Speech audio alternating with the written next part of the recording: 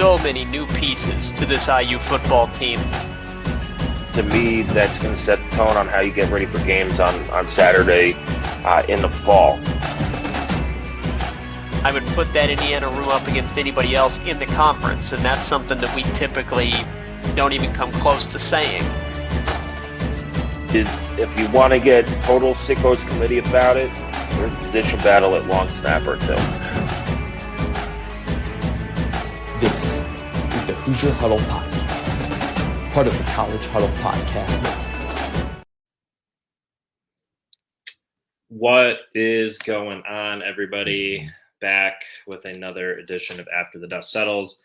Week 4 in the books. Week 4, a smashing success for Indiana. Indiana on national television dominates the 9th-ranked team in the country by the score of 63-10, which is the largest ever margin of victory against a top 10 team by a team not ranked inside the top 10. I thought we were confident leading into the week, and we can get into that a little bit as we get on here, but did not probably expect a 9-touchdown performance. Probably could have had more, dropped 2 pick sixes, a 53-point margin of victory. Pretty outstanding for, I guess, IU's first test that a lot of people called it. So, Nate, you were there, which seemed like probably it was pretty fun. So what was kind of the vibe like, the atmosphere like? It seemed awesome on TV. Everything I saw on social seemed awesome, but Curious what you thought being there live. Yeah, it was a phenomenal day. We got down. We didn't tailgate, so we got there a little bit later than probably the tailgating crew, but did end up stopping by one tailgate at the kind of in the final hour or so. But tailgate fields were absolutely full, pumping. The lots around the place was buzzing, and I felt like I was looking in the stadium before we had gone in, and it felt like there might be more orange in there than I really would have hoped for. Apparently the Illinois fans just kind of show up early, because by the time we were in there, it was fully red. The red out was a smashing success, and it did not feel like really there were. And I don't think it's just because of the result of the game. It didn't feel like there was much of an Illinois presence there at all, which was awesome, obviously. And then you add in, like, okay, we've got a drone show that we know we've got at half. It's a game that I feel like people have been talking about not only since the season started, but for months. Like, as soon as the schedule came out, it was like, I feel like that Indiana-Illinois game is going to be a big deal week 4. And it had all of that pregame hype and all of the pomp and circumstance surrounding it made it a phenomenal experience. And then you add in the fact, obviously, that it was just a complete mauling by the Hoosiers. It was great. Yeah, looked awesome. I'm surprised Twitter said it was going to be an orange takeover and a Illinois takeover. They travel pretty well. I said that on Wednesday, but I wasn't expecting a significant crowd at all. So I had the fear that they could at least try, but I didn't feel it at all. Or maybe they threw on red or something, but maybe. No, their student section probably said they were the Boys and Girls Club and bought a bunch of tickets again, like they always do. So I hope they had a great time for the kids. Yeah, Nate, that was impressive, and I was not there, so I had the privilege of watching the broadcasts and the replays and highlights and all that stuff. NBC broadcast was great. They did a great job kind of covering the ambiance of the game, crowd shots, showing clips of Sig, all that good stuff. But that was an ass kicking. I mean, that was all 3 phases from the start of the game, just an absolute beatdown. And the first 8 minutes, I was like, this is going to be it's going to be a fight. Because I was at the Nebraska game last year, and it felt like relatively quickly that one kind of turned to, I think we might just be better than them. Like it had that vibe to it. This one at the beginning, I didn't necessarily think we were 53 points better than them. I thought it was going to be, I felt like we could win it if we played to our potential, but I thought it was going to be one that I was sitting there in the fourth quarter still kind of sweating it. In the first 8 minutes or so, it still had that vibe. Like, we had the blocked punt that Pons ran in to really kind of get things started, but then immediately followed up with that blown coverage. And I was like, yeah, I mean, we've seen that a couple other times this season in games. So like maybe they saw something in film and this is going to happen more than once, but it pretty quickly again turned to, oh, this is, they are outmatched and we are the better team, which was surprising to me. Yeah, that was quite the swing at the beginning of the game. Obviously, Pons blocks it, scoops it, breaks a tackle, scores it himself. Quite the way to start it. Did follow up on the next drive with that coverage bust. Looked like he thought Amari Farrell would take the over the top. Amari thought Pons would run with him. Neither guy grabbed him. They Paused both kind for of threw their hands up, looking at each other, Mhm. thinking the other guy had it. So yeah, it was Yeah, a so that little was tough like there. a 58-yard or 60-yard touchdown or something like that. So you were like, oh boy, like all the momentum that you just kind of captured from the punt seemed like it went out of the window. IU gets the ball back, gets to about midfield, 4th and 1. They were gonna punt. Illinois had a substitution problem on the punting unit. They I also, on didn't. the blocked punt for Pons, they only had 10 guys on the field, which obviously played a big factor in the Okay, loss. I saw that on Twitter. I rewatched today and I counted 11. Okay, then I never think mind. I I think saw that too. Yeah. I think they had 11 on the field. So because I was like, okay, I need to check in on this because Yep. I thought it was just really good coverage by us, and I think Yeah. I counted 11. Okay. Um, I trust you. There were a couple of Illinois accounts that were like, oh, we can't even have 11 guys in the field, blah, blah, blah. So, yeah. So then IU was going to was going to punt 4th and 1 from near midfield. They had some sort of substitution formation problem. Illinois did on coverage, called timeout. Then Sig throws the offense out on the field. Kalen Black runs for 2 yards. And then 2 plays later, they score a touchdown. So big from that Omar point on, Cooper plays after that. yeah, right.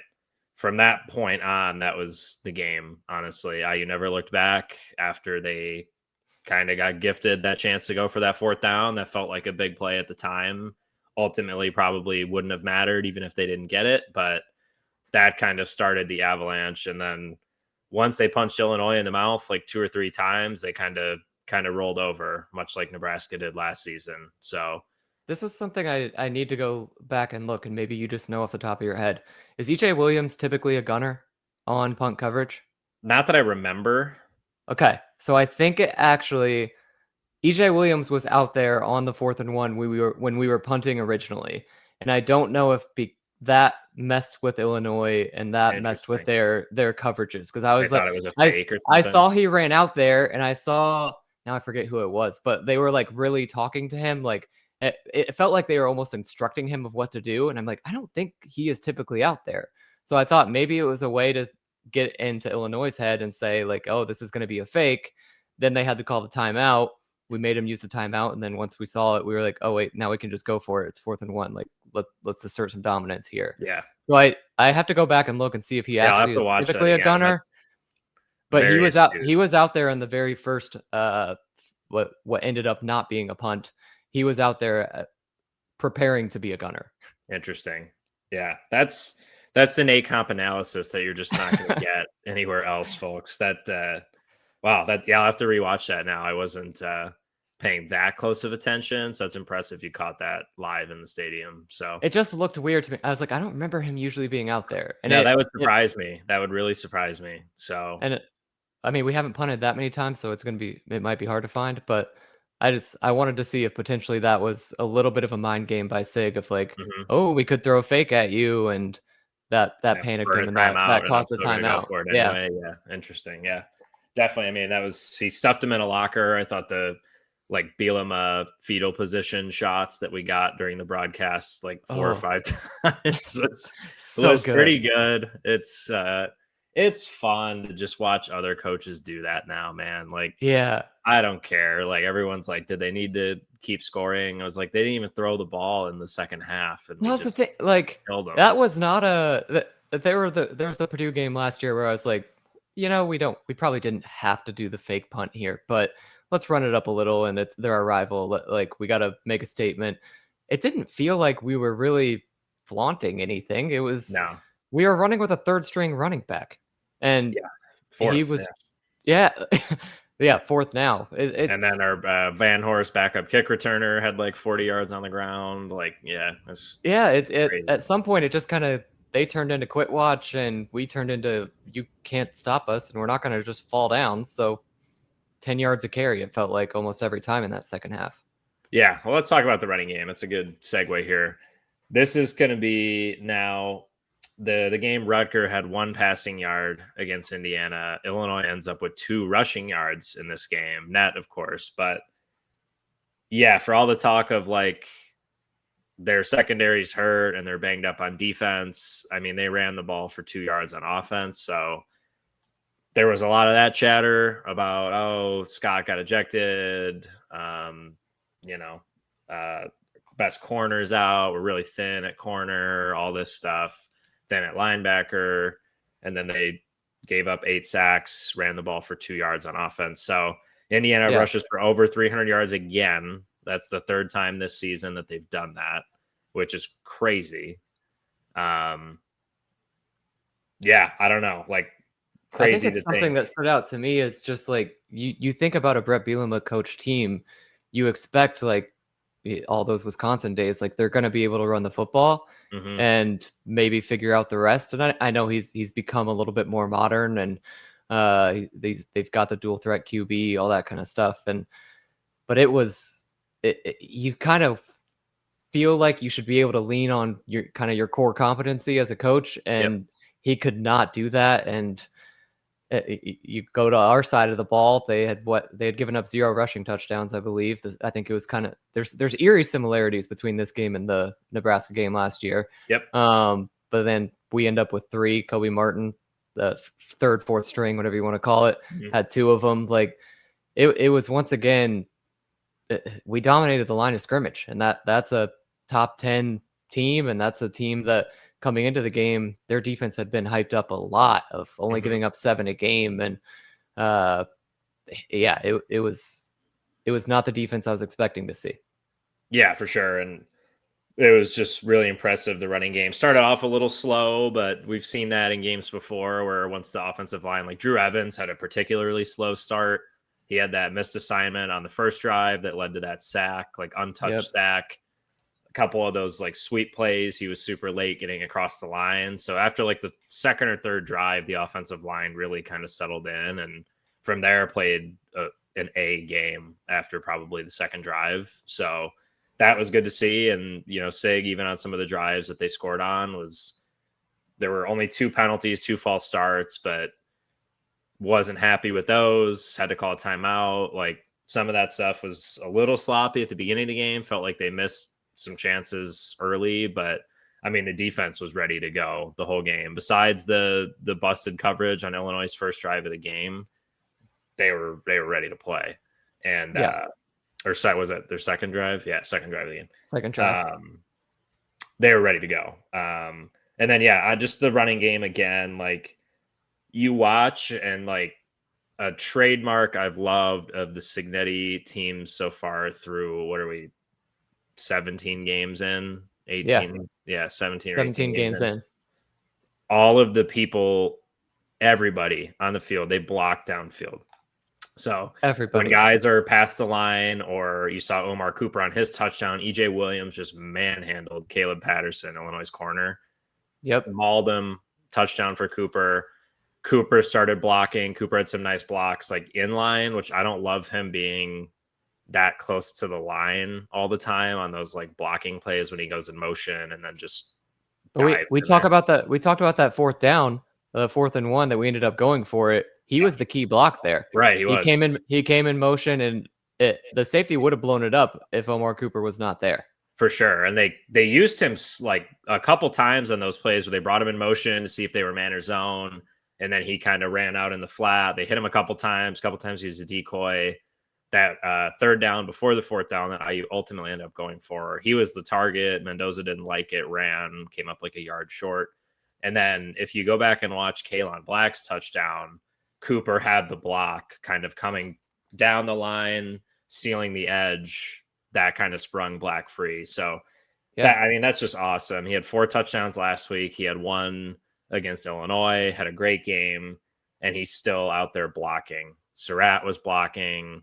Nowakowski and Stays are down the field blocking. The tunnel screen to Nowakowski was probably downfield, but you had 4 linemen running full speed 30 yards down the field, which was sweet to see.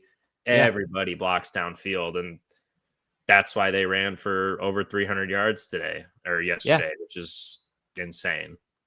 I love to do the, as soon as a great event happens in my sporting teams or whatever, you just kind of soak in as much content as you possibly can. So I'm pulling up other podcasts today of just like, oh, I've never listened to you before, but let's pull this up and listen to what you have to say about Indiana, Illinois, and I'll listen to those 10 minutes or whatever. So did that a couple times today, and I know McShay was one of them that I had listened to, and what stood out to him is just we're a different team than I think people typically think about a top 15 team, because you look around and at least the national pundits are like, okay, what are their NFL talent that is making them so much better than we expect them, expect Indiana to be. And he's like, they have it. There are definitely players that will be picked that they might not necessarily be day 1 picks. They could be day 2 or 3, but they could get picked. But the thing that really stands out to them and that I've heard all day today is just super disciplined. Everyone is doing the exact right thing, whether it's defensively, whether it's offensively, just blocking down the field, or you're keeping your gap discipline when you're rushing and you're staying in your rushing lanes, or this corner blitz, so the safety's moving over and the quarterback read the corner blitz, but the safety's there to immediately blow up when he threw it hot. Like, it's just all those little things of the execution is insane in a Signetti coach team. Yeah, it was pretty sweet. No question about it. Yeah, I thought IU, you felt like if they just played a solid game, at least this is what we tried to tell people all week, to the surprise, I guess, of Illinois Twitter.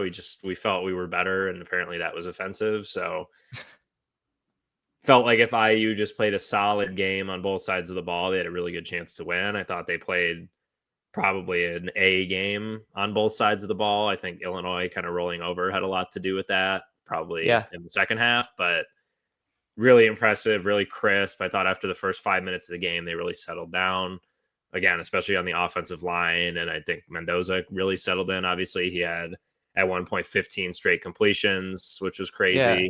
Finished. We got to talk about Mendoza. 21 to 23, 267 yards, 5 touchdowns, and he sat the fourth quarter, which is pretty good. Oh, it's insane. And I didn't necessarily realize. I knew he was having an insane game, but the stats aren't on the screen, obviously, or they're not right in front of you when you're watching the game in person. So I didn't necessarily realize, like, oh my God, he's completed 15 some passes in a row, and he's 21 of 23. Like, I did not realize that until I finally got service in the fourth quarter when it started to rain and some people had left. But I went back and I was trying to rewatch the broadcast today. I have not finished it yet. I think I'm still honestly very early second quarter, but I didn't realize his 2 incompletions are both like extremely explainable, like incompletions as well. So they both came on the exact same drive. One of them was the Surratt. He was attempting like a back shoulder. They had a single high safety look. It was we'll throw it up to my big guy. It's on first down. See if he can make a play. The feet got tangled. It was a solid throw that wasn't pass interference either way. There's one of the incompletions. And then the second one came on that same drive on a third down, and he gets blitzed from both sides. Like, he has pressure on his face on either end and throws it up to Cooper. And honestly, I think he probably just put everything he possibly could, because he was falling backwards on his back foot, and he had practically too good of an arm there. Overthrew Cooper by a yard, hit off his hand. But those were his 2 incompletions. And the rest of the game, he was flawless, like truly perfect. I was high on Mendoza coming in. You hear all the things of if he can have some better time behind an offensive line that is more competent than Cal's, then the ceiling, ceiling is the roof, I guess, as they say for him. But he was incredible yesterday. Yeah, absolutely. It was pretty dialed in. That throw to Williams on that 3rd and goal was just a beauty. Oh, I mean, couple just seeds. Like he threw the ball hard. It was on time, accurate. Couple of those RPOs, like obviously the one, I don't know how Omar Cooper caught that ball and the targeting. Look, Yeah. Illinois Twitter was going nuts about that too. Like, did he launch? Probably not. But the first contact he made was to his helmet. It's like I understand it was a heated game and big moment and all that stuff, but like, sure, you can say he led with his shoulder, but it doesn't matter if you hit him in the helmet before you hit him anywhere else. So Yeah. whatever, but he still caught that, which was crazy. Couple of those I thought were a little bit too tight, but the RPO game, again, we said this the first 3 weeks, we really didn't, or first 2 weeks especially, we did not see any of the RPO game that they loved to run last year. You didn't see any balls thrown to the running backs in the passing game. You saw both of that a little bit on Saturday, which was great. So RPO game was solid. Hit Surratt a couple times, Cooper a couple times. Williams has kind of established himself as a safety blanket, I think, for Mendoza on those boundary Yeah. routes, which was nice. And then we saw Hemby catch a couple balls too. One of them was a nice third down pickup. A couple out of the flats were like designed for him, which again, we didn't see those in the first couple weeks, which was intentional because I'm sure they didn't want to put that on tape. So the most fascinating part, I think, about the passing attack for me was that only 5 guys caught passes. So it was Surratt, Cooper, and Williams, and then Nowakowski and Hemby. Normally we see a lot more guys get involved in the action, and you figure in a game where Indiana scores 9 touchdowns that more than 5 guys are going to catch passes. But that was just how bad they whipped them up front and how good the running game was, that they kind of keyed in early, you could tell, on stopping the run. Then the RPO game opened up. Then the passing game opened up, and then it was just gashing them on the ground pretty much from the second quarter on. So that was just a well-balanced offensive attack. Mike Shanahan called a really good game, I thought. That tunnel screen was just gorgeous. It was like a fake swing out to the right to Hemby. Nowakowski acted like he was going to block, and then he slips through, and the tunnel screen lofted it perfectly over the D tackle, and then 40 yards or whatever to the house with 5 linemen running with him, which was pretty fun. Yeah. But yeah, so I thought that was really surprising. It was just Surratt, Cooper, and Williams, and then Nowakowski had a couple, and Hemby. Which again, when you score 9 touchdowns and your quarterback has 15 straight completions, you figure more guys are going to catch the ball. But Illinois probably tried to key in on our top 3 guys, and they still couldn't really do anything about it, which was nice to see. Yeah, super impressive performance. I hadn't realized only 5 guys did. I got part of it's probably game script in the second half. Yeah, but for sure. We've had similar game scripts in other games this season, and we've seen more guys get involved. So yeah, I don't even remember seeing like Becker or Bond or Brady was out there a little bit when the starters. They were out when Alberto was out there. Like but Brady played a little bit. It was obviously when Cooper was getting checked out, he was in for a little bit. But yeah, so that was really surprising. Stays, I don't even think was targeted. No, I don't think he was either. So I don't even know if anybody else was honestly targeted besides the 5 guys that caught balls.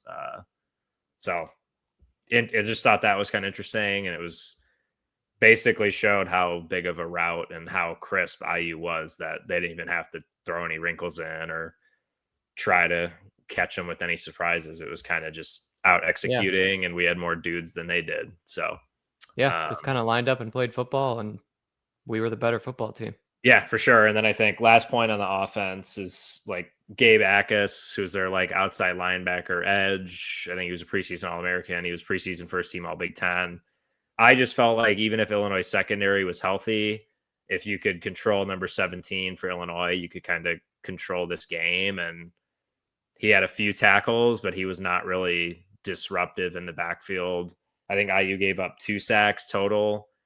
One was a coverage sack, and then one was the bust. But offensive line played really well, and they controlled Akis for the most part, which was, I thought, kind of a big key to the game. So yeah, really, I think really it just goes back to solid. the trench play. You expect the run game and the trenches to really do well when you're playing a Brett Bielema team, and it was the other sideline that was dominating there. Yeah, definitely. IU, I'm not a huge time of possession guy, but again, I think just speaks to the dominance. IU doubled them up, so 40 minutes of possession to Illinois' 20. IU was 8 of 11 on third down, 1 for 1 on that big fourth down early in the game. Illinois was 1 for 10 on third down in the game. So again, IU racketed up the pressure. It was basically, we felt our secondary was better than anyone you have at a skill position, which turned out to be true, and made Altmaier try to beat us, and he did not. He made And it wasn't a couple turnover okay thing throws. either. He looked shaky. He threw 2, walk-in pick sixes that IU dropped. Boykin at the end of the first half, and I think Lou Moore had the other one.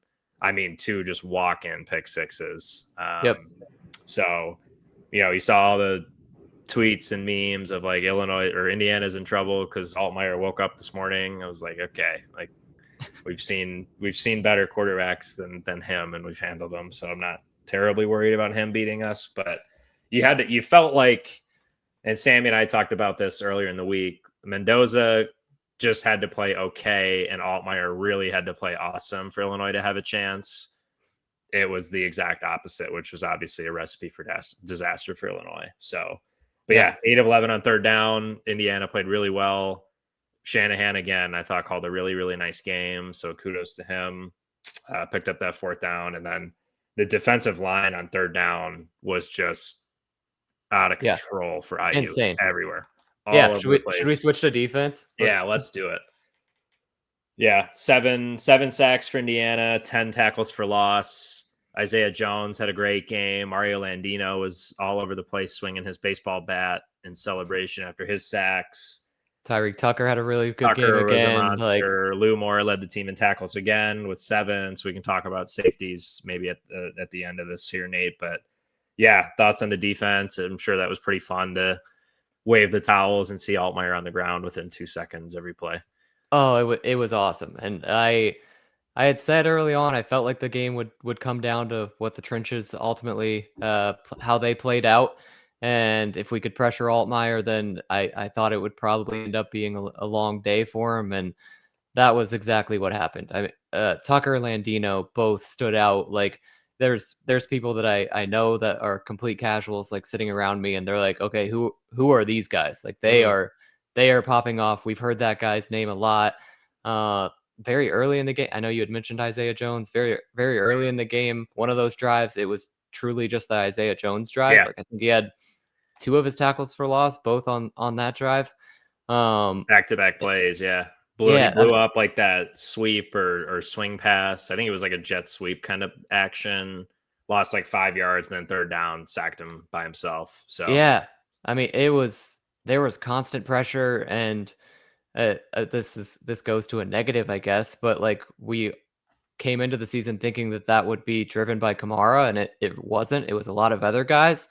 Kamara still, it feels like he's still making an impact. He's still kind of out in coverage as well. So I think that's part of why his sack numbers and just TFL numbers are a little bit down from last year. But overall, the defensive line was truly insane. And I don't think Altmaier had happy feet for pretty much the whole game. And there's no way he was ever feeling super comfortable back there.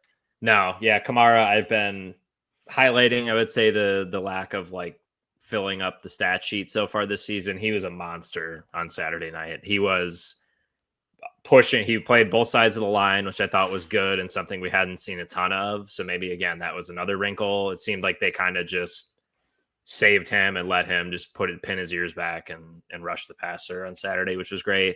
There were multiple instances where he pushed both tackles like into the lap of Altmaier. Yeah, I do wonder what his pressure stats were. Yeah. Like they're not going to pop up in the typical box score, but I haven't seen PFF pressure stats, but it felt like he was making an impact without necessarily the box score showing that. Yeah, I'm trying to see. I don't think he was even credited with a sack. But he was just moving dudes on the offensive line for Illinois, pushing guys into lap Altmaier. That's Tucker and Landino kind of cleaned those up. Stephen Daly and Kellen Wyatt both had really nice games. If you can get to a point where you have those 3 edges kind of rotating in and causing havoc like that, I mean, you're in a really good spot. And that was a position we were kind of uncertain about heading into the season. Obviously, Wyatt switching positions and then Daly coming from Kent State. You didn't really know what you were going to get there. They both had really good games. Wyatt's been awesome so far through 4 games. But He's I mean, fun. if you He can had a get in a 6 spot sack where celebration too. Mhm. That was Yeah. he did like a 360 between the leg 360 dunk kind like of thing. dunk. Yeah. Yeah, that You one. always see that in the NFL though, and like they hurt their knees or like. So I saw him jump. I was like, oh god, like. But yeah, he was causing some havoc. Yeah, just a monster game on defense. Hosea Wheeler was active. He was in the backfield.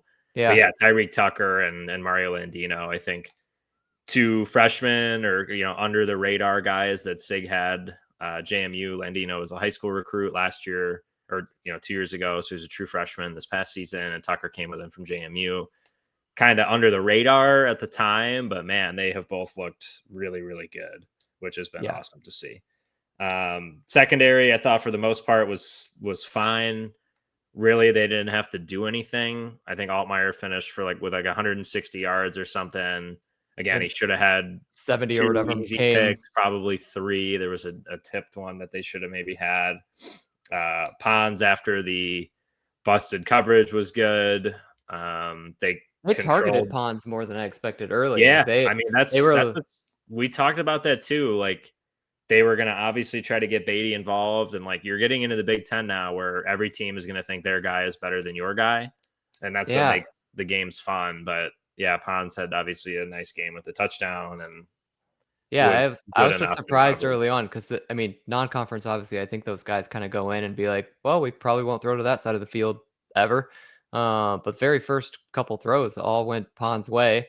But overall, yeah, another solid game from him. Obviously had the punt block and the touchdown, and other than the busted coverage, which I don't know who it was on. Another solid game from the secondary that probably wasn't feeling too much stress because of all the work that was being done up front. Yeah, it was impressive, I would say.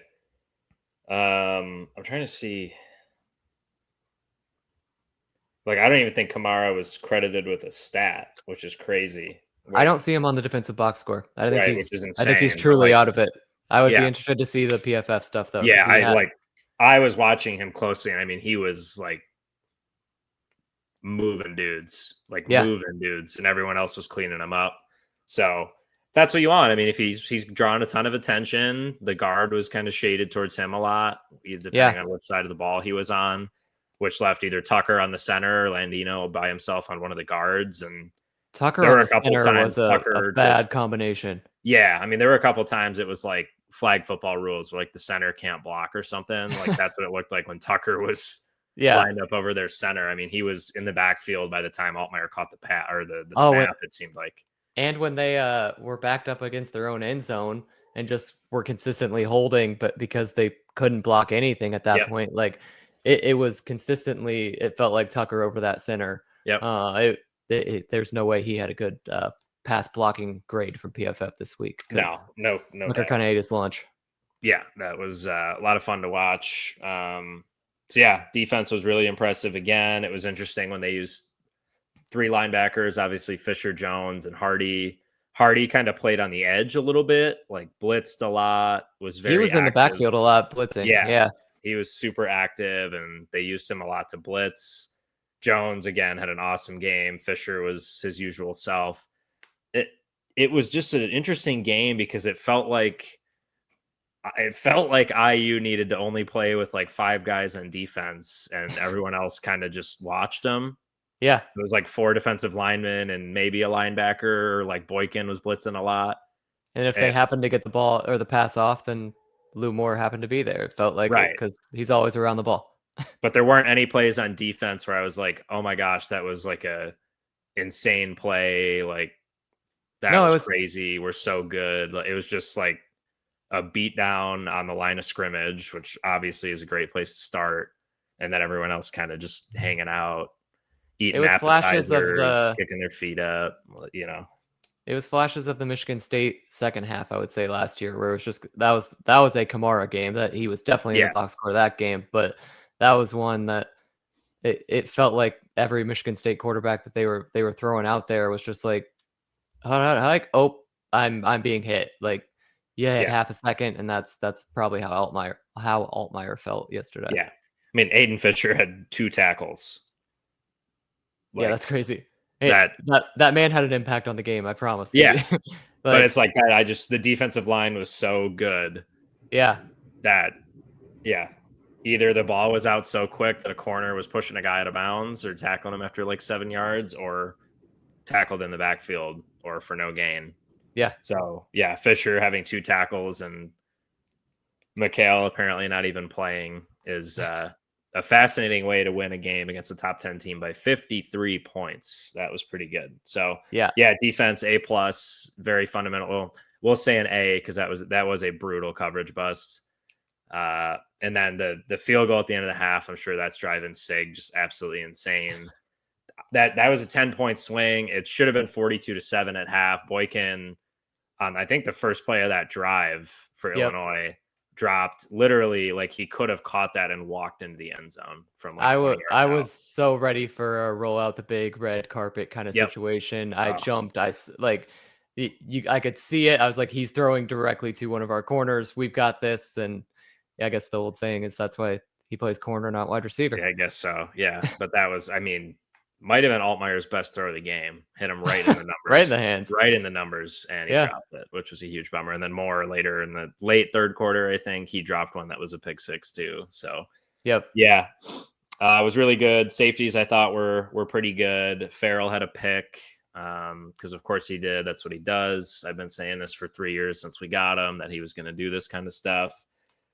But we are now back on Lou Moore watch, Nate. He got another temporary restraining order, which pushed his like hearing or decision date back 2 weeks to allow him to play against Indiana State and the last night against Illinois.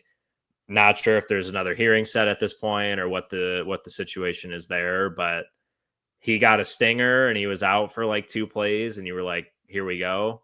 Yeah. So I think if he's out, it is definitely cause for concern. So Yeah, I definitely feel less confident with him out. Like, we were up and I felt like we were controlling the game at the point that he got hurt, but I was really worried about the ramifications of the future when I saw him go down. And I was like, if you're hurt long term, that is not going to be good for us. We really need you.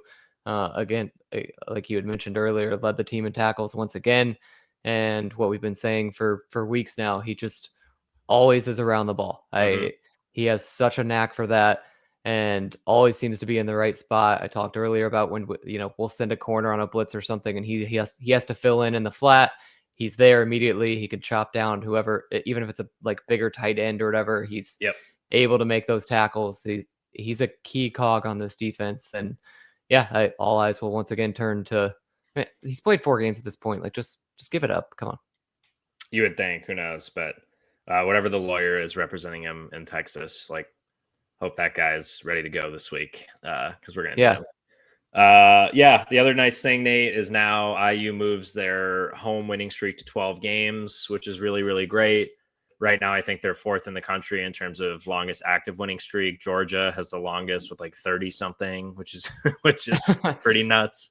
But yeah, it looked, amazing on TV. They said a program record for attendance with over 56,000 last night. Drone show at halftime, NBC production, beautiful weather, red out, Hoosier the Bison running around. Was it as fun as it seemed on TV? Oh, it was great. And I think they've been accused of it in the past because Notre Dame fans are like, I promise it's louder in here than it sounds on TV. But NBC definitely, like, they toned down. They could make the crowd noise louder because it was loud in there. We've definitely had issues in the past where it's like, come on, like we're begging people to stand up on big plays and be loud, and that was not an issue at all. It felt more like you could shame others when they were sitting down kind of thing, which is exactly what I want. It was an awesome atmosphere. They stayed. I think the crowd would have been there for 4 quarters if it wasn't a complete blowout, and then it started raining and stuff. And I didn't even mind people leaving at that point because I was like, whatever. Like I'll enjoy having all this space in the stands and continue just having a great night. Yeah. Yeah. I mean, it looked like when the game started on Peacock, when you like went on the Peacock stream, it didn't kick in until it was 6:50 Central Time. So it just kept saying coverage will start shortly or whatever. And then when Okay. it started, it was dead air for like a minute, but it was just this aerial shot of Memorial Stadium for just like a minute. So you could see what was like happening on the field. Like people were stretching or like whatever, getting ready for kickoff. Like it was Yeah. right before the game started. And they were probably doing their like ad lead in or switching over to NBC or whatever they were doing. And then the audio just like started and like Ian Eagle, like, or Noah Eagle, whoever, Noah called it. Yeah. He did his like intro and all that stuff, but like for a minute you could just see like the scene, kind of like the it was Michigan buzzing. CBS shot, but it was like further away. Like it looked like Yeah. it was from like a blimp or a drone. It was super far away, but it looked like amazing. It was just really, really cool. Yeah. Filled to the brim. I think it felt Everyone like was there like they when the game started too. Yeah, there was no issue with that. I mean, obviously you have a little bit of I'm sure people thought it was going to start at 7:30 and it didn't, but people were in there well before 7:30. I feel like I credit myself on being an early arrival kind of guy, and I was probably in the back half, and that was kind Mhm. of shocking to me. But no, it was filled. I think student wise, it feels like they probably sold more tickets than there were seats because students were kind of spread out all over. Like the two seats right next to us were both students, and it's not like the student section at all. So I think it was they kind of won the attendance record because there were more tickets than there probably are seats, but it was great buzzing. Yeah. Yep. And now the privilege that Indiana gets is they get another big game a week Yeah. from yesterday. So they will travel to Iowa City, Kinnick Stadium to play the Iowa Hawkeyes. Say what you want about Iowa. It is always incredibly tough to beat them in Kinnick Stadium. They are going to run what they're going to run. Kirk Ferentz always has them ready to play. They're going to be fundamentally sound and make you beat them. IU right now is, I think they opened up like a touchdown favorite, which feels about right, but going to be a massive game. I'm glad it's not a night game at Kinnick. It's like a 2:30 kick on Peacock, of course. But Nate, kind of early thoughts there. I think Iowa's still working on the passing game, but Mark Gronowski, transferred from the FCS, has run the ball really well. And Yeah, and he looked a little bit better this past week. It still is weird. It's something about, I guess, just walking in that building or putting on that uniform. It feels like guys that I expect to be pretty good at playing quarterback kind of walk in there and look like they've never played the position before. And that was certainly how the season started for Gronowski.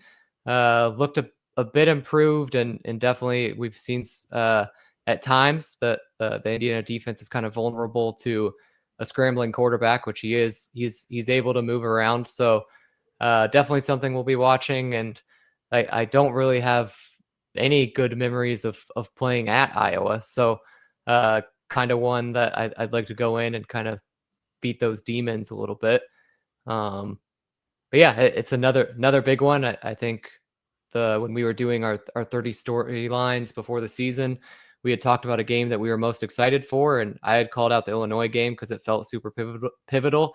And you went the week after. You said it was Iowa because no matter how this past week played out, and now that how we have seen it play out, it just makes compounding that and going into next week all that more important to not say it was just a fluke and Illinois is worse than we thought and that's the only reason it happened. Like you've got to be able to stack those wins and continue to show that as much as other teams don't have to, we're the losingest program in FBS history, so you kind of have to show that you are real, even because there will be people that will take their time and changing their mental mindset on us. Yeah, for sure. It's a challenge. It's a challenge to play there. Indiana has not won at Kinnick Stadium since 2007. Reading the box score, Kellen Lewis had 2 touchdown passes.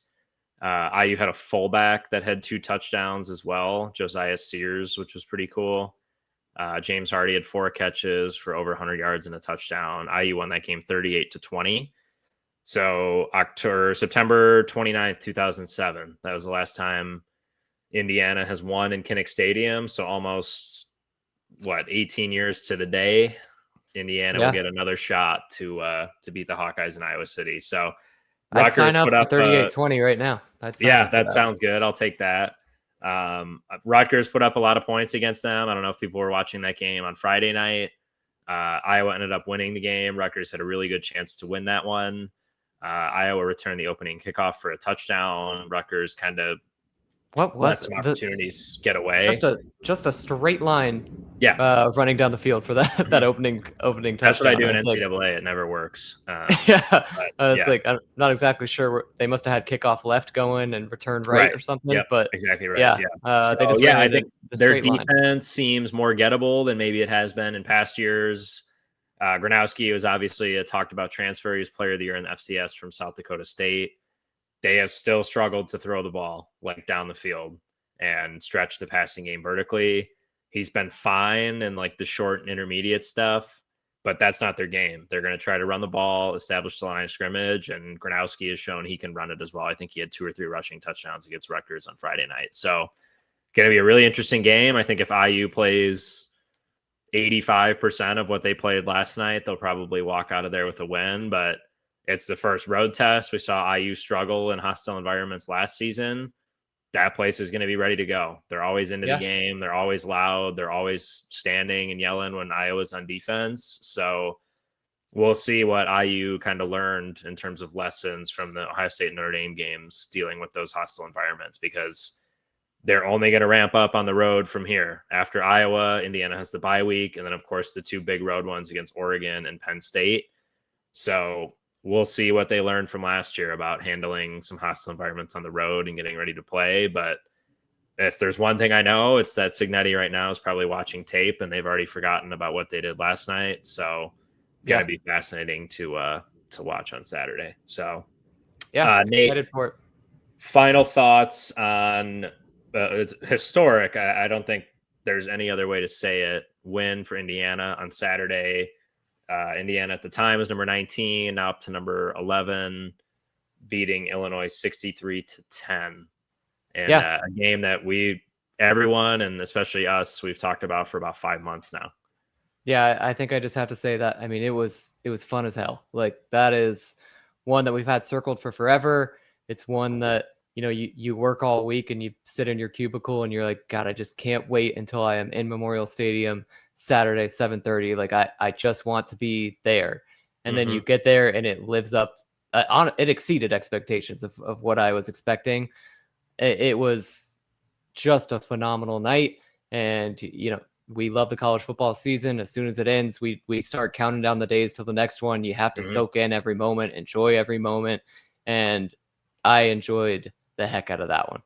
Yeah, me too. I had a lot of fun, had some people over. The blocked punt, I was joking with somebody I was texting. It's like, I don't think I've jumped that high in about 2 or 3 years. So I said, somebody texted me. They're like, oh, great start. Like, that's crazy. And I was like, I haven't jumped that high in a couple of years. And he was like, just careful with that Achilles and hammy. And I was like, yeah, like, honestly, I should be strapped to a couch is probably the way I need to start watching these games. Cause we're getting to that age. I'm a stander for the games. So stander and pacer. So, if I'm locked in enough watching my TV, I can affect the outcome of the game. So 100%. Yeah, that's how I kind of watch the games. Yeah. But I'm up in 109 yelling when it's a run or a pass, and I'm confident that they can hear me. Hey, like, everybody, every little difference counts. Every action makes a difference. So that's pretty good. That was awesome. And I was glad to see IU fans like keep receipts on Twitter and all that good stuff and get ready for Victory Sunday. I know a lot of people had a lot of fun today. Illinois people did not have as much fun today. They were very high and mighty. But that's why you play the games, I guess. So I didn't want to hear any of their secondary was hurt or the targeting or any of that stuff. That was not why it was a 53-point margin in a game that you said you were going to win and play well in. For those people that took like alternate lines that had IU favored by like 30, good for you. Yeah. But yeah, it was, for me, just really impressive. I think that is kind of what we've come to expect when we talk about the standard, or when, obviously not when we, but when coach talks about the standard. And they were crisp, they were clean, they had better players at every position. Every position played better than Illinois did. All three phases of the game played better than Illinois did. The crowd was great. They were disciplined with only 2 penalties, no turnovers. Just really great. So Yeah. it was a lot of fun. We now will turn our attention to Iowa, like we just kind of started talking about. Big game. They're all big. This one's the biggest one because it's the next one. I'm starting to sound like Sig. Yeah, you really are. Yeah. Yeah. Every play has a life of its own. But yeah, going to be really interesting. Like Iowa's Iowa, and I don't care what people say or whatever when you watch them or see the box scores. Like, it is tough to beat them in Iowa City. And I feel like for whatever reason, all of their games are always close. Whether or not they win them, they just seem to like drag you into the mud with them. And it's hard to sometimes get out. It's like quicksand. Like, the more you claw to get out of there, the deeper it drags you in. I feel like that's what it's like playing Iowa. So Yeah. Indiana will have to be ready to go. If you lose against Iowa, I don't really think people will remember the performance you put on Saturday against Illinois. So they'll have their work cut out for them this week. But Nate, any final thoughts? I'll leave it with you before we close here. No, I think that's all I've got. Super happy with the performance. It's a game that I'll have saved on YouTube TV, and it'll be something in March that I'm like, man, I'm missing some football. I'm gonna throw on Indiana versus Illinois. So absolutely loved it. Has me even more amped for the rest of the schedule, and yeah, great performance. Yeah, absolutely. All right, that is all for After the Dust Settles for this edition. IU beats number 9 Illinois 63-10 in the Big Ten opener. 12-game win streak at home. A move to 1-0 in the Big Ten. Next up is Iowa on the road next Saturday, 3:30 Eastern on Peacock. We will have all of your coverage leading up to it, like we always do. We'll do our weekly chat. We'll do preview. We'll talk to the opposing writers. Everything we normally do to get you guys ready for a big one against Iowa on Saturday. Again, stay tuned, HoosierHuddle.com for all of that stuff. Follow us on Twitter. Subscribe if you're watching this on YouTube and you're not subscribed. Just subscribe. We have all the press conferences, all the podcasts, all that stuff at YouTube as well. So if you are not subscribed, we recommend doing that. And then forums are free. Keep trying to plug it on Twitter. Even if you don't have an account on our site, it's free to join our forums community. We have a lot of people in there talking football, talking basketball. We have a good soccer thread going as well. So if you haven't made an account to join the forums, do that as well. Nate, thanks for joining. And for everyone else, have a great rest of your weekend. And we will see you this week leading up to Iowa.